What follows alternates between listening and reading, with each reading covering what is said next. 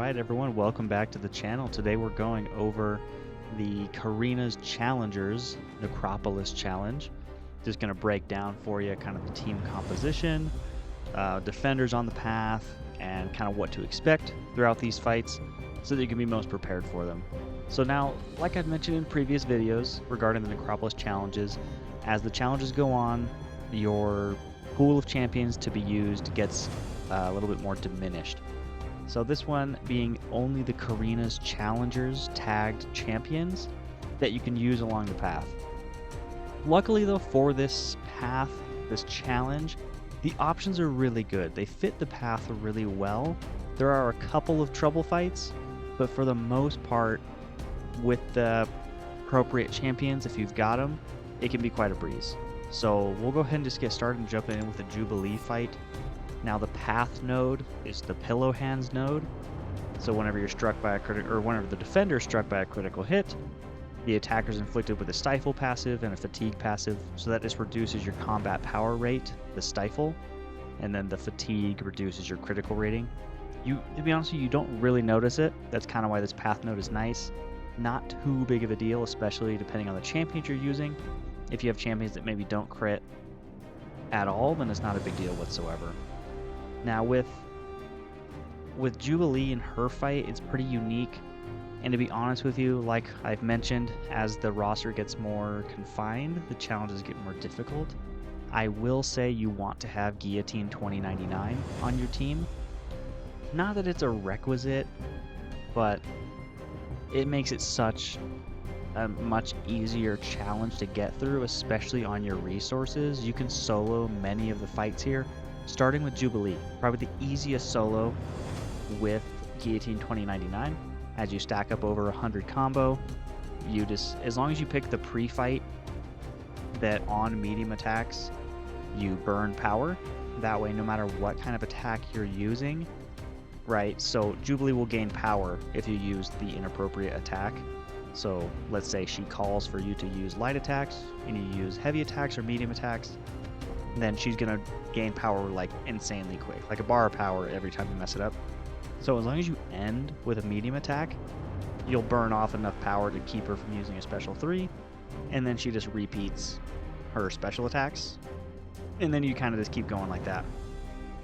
And you can use your special ones to burn power as well, just to kind of keep combo going. Pretty darn easy. Just keep her pinned against the wall, use your medium attacks to end your combos always, and then special ones to essentially keep power down as well. I will say it's best if you get her stuck on the light attacks, because during your combos you're going to throw 3 light attacks, and so you'll get a little bit more damage that way. Just something to keep in mind, not totally necessary, but it's a bit nicer to do it that way. So if you can get her stuck on the light attacks, you'll be good to go. Moving on with Immortal Abomination. So his node, it seems tricky at first, and it feels like, or at least it reads like, you can't use a poison immune champion, but that is exactly what you're supposed to do. So you want to use a poison immune champion, and you just have to balance how many poisons he has on him. You know, don't let him use too many special 2s in a row, but don't let him use too many special 1s, so that he doesn't kind of push beyond 12 poisons, because then you'll get that acid burn automatically, and it can do a pretty significant amount of damage. So again, Guillotine 2099 does really well here. You can bring Warlock, She-Hulk is poison immune, Ultron's poison immune, and those are all Carinas Challengers that you can use. I will say the Guillotine 2099 does really well, as long as you captured Jubilee's soul at the end, right? So once she reaches like 1%. By the way, guys, something to note. I know in Guillotine 2099's kit it says that when the champion reaches 5%, that the special 3 will automatically knock them out. That doesn't work in the Necropolis. I guess the damage isn't significant enough to do that, so you do kind of want to make sure they're at like 1%, and then throw your special 3, and then you'll capture the soul safely. Anyway, there's a couple things you can do with the Abomination fight. If you want to use the pre-fight that health steals on medium attacks, you can do that, because you will take quite a bit of chip damage, because you can't fully dex the special 2 or the special 1 when you're rooted. Special 1's easy when you're not rooted, but when you are rooted, not possible. And so you will take chip damage throughout the fight, and let's say you do get an acid burn, you know, that pre-fight can help you kind of regain some of that health. I didn't do that just so that I could burn more power off of him, so that option is yours. If you feel fine in managing his power and you're okay with him throwing a couple more special attacks than you'd be used to, go for it. If that's something you're worried about, don't use the pre-fight and you'll burn more power on the special ones. Moving on to Diablo. So Diablo is the checkpoint fight. So this is the first objective out of 2, is defeating Diablo. And so here's why there are 2 options for this. I'd say 2 options that make it safe and you kind of cheese the fight, but that's kind of part of the mechanics. So you're not really cheesing, it's what you're supposed to do. So you can bring either the OG Guillotine or you can bring Void.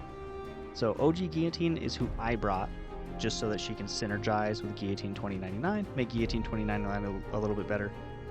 But essentially what you do is you have to follow the node in matching the alchemic ingredient, and you do that by just, you match the little icon, and then you throw, I think, a medium attack at the end of your combo to activate it, and you're good to go. So as long as you follow that node, then what you do is you throw your special 2 to kind of push him beyond a special 1.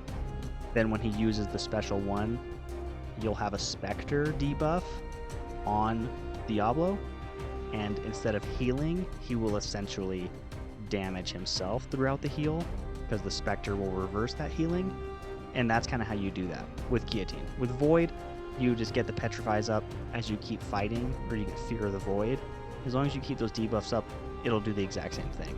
So really, you're playing the nodes, and then trying to Spectre or reverse his healing abilities. And then he actually goes down pretty quick, and it's pretty neat. Plus, guys, Guillotine, the original Guillotine, heals based on the damage done. So she'll, when that part is happening, when he's damaging himself through the heal, your health goes all the way back up. I brought a 6-star rank 4, not even ascended. I did make a mistake, so I had to use 1 revive, but still 1 revive, and it was awesome. Super, super fun fight. Moving on to Squirrel Girl. So basically the whole idea of Squirrel Girl's fight is every so often her squirrel pal Tippy will attach to you, and you'll notice that just because the icon appears on you, and then you knock down Squirrel Girl to get him off of you. And you want to do that as quickly and as safely as you can, because for every second he's on you, you get rupture debuffs, and then when essentially he's removed, you take like a burst of damage based on how many ruptures happen. And so it can be significant if you let it go on for too long. But for the most part, throughout the fight, if you're using special ones, I think I used Guillotine 2099 here. You can use plenty of other champions to do this fight. I mean, Shang-Chi, probably Warlock. Not that Warlock's a big damage dealer. I brought him just for the same reason as OG Guillotine, is that he has a synergy with Guillotine 2099, which every time she activates an immunity, she gains power, so that was useful. But anyway, plenty of champions can do this Squirrel Girl fight. Moving on, we're kind of getting into the trouble fights, I would say. So Silver Centurion is definitely a trouble fight on this path. You need a significant amount of power control, so again, Guillotine 2099 comes in handy here. It's really, really tough. Not too many other champions you can bring that control the power to an extent to where it's safe. So you can kind of get him. So what happens is, throughout the fight, he'll gain his lock-on, like his normal part of his abilities, but it gets paused, it lasts a lot longer, and while he has lock-on, his specials cost no power.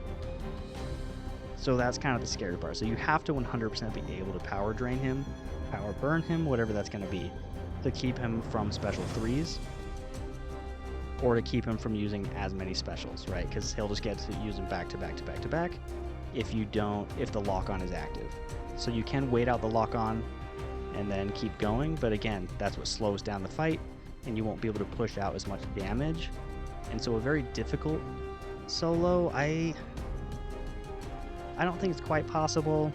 I mean, it's right. All of it's possible. He had like a 7-star rank 3, guillotine 2099 maybe, but just something to watch out for. You want to keep the power control on him, and he can use the specials. Use the special 1 or dodge the special 1.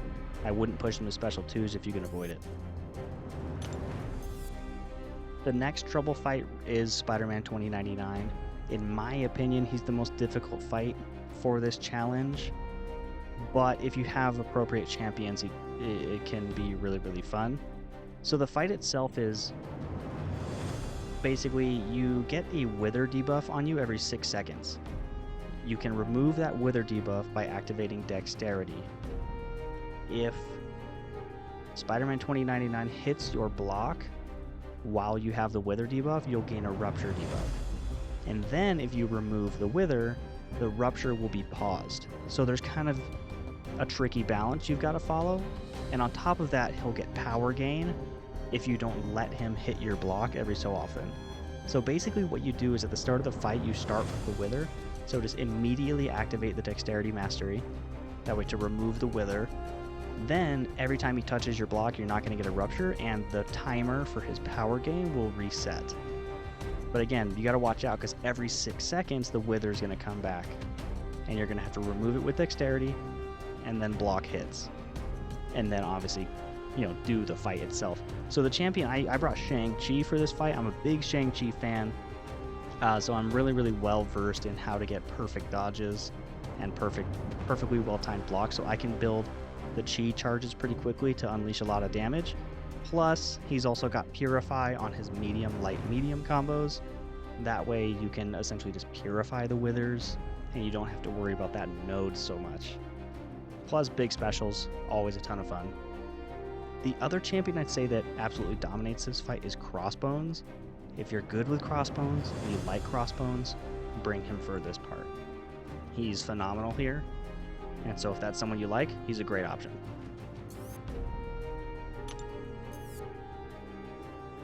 And finally, to complete the challenge, we're at Sunspot. The fight's really not too bad. It's kind of a nice ending to the challenge because it's not like a big deal. You can use, you know, any champion you've got. But again, being that he's a mutant, you can use Guillotine 2099 again. Keep some power control on him. What happens is, once he reaches a certain amount of solar charges, instead of inflicting incinerates, he'll inflict Nova Flames, which at the time no one was immune to. The Nova Flames don't do any damage, but they do inflict the power stings, so you cannot use your specials or you will go down so fast. So basically you kind of have to either wait out that phase by dodging him to prevent Nova Flames from going on you, or you can just fight him like normal during that phase and then wait out the power stings before you use another special attack. That's kind of the whole idea. So Guillotine 2099 is also a great option, because whenever he's struck by a critical hit, he gains solar charges, or sorry, loses solar charges, and Guillotine 2099 doesn't have critical hits. So at least he'll not go into the Nova Flame phase as often. So she's a great choice there. That's who I would use, that's who I used. So that's how you can finish out that challenge. Plenty of the champions can do it, but the ones I mentioned are definitely the kind of MVPs. And again, these are getting more challenging, so the roster depth is becoming a bigger part of the challenge. But hopefully you've got a few of the champions that can get you through this. Otherwise, there's no shame in waiting for it. Just wait a little bit till you've got who you need, and then you can get on through without much trouble. But if you've got any questions on who can or who cannot work, please just let me know in the comments, and I'd love to help out in building your teams or helping you kind of strategize for these challenges. But that's where I'm going to leave you, and best of luck in the Battle Realm, my friends.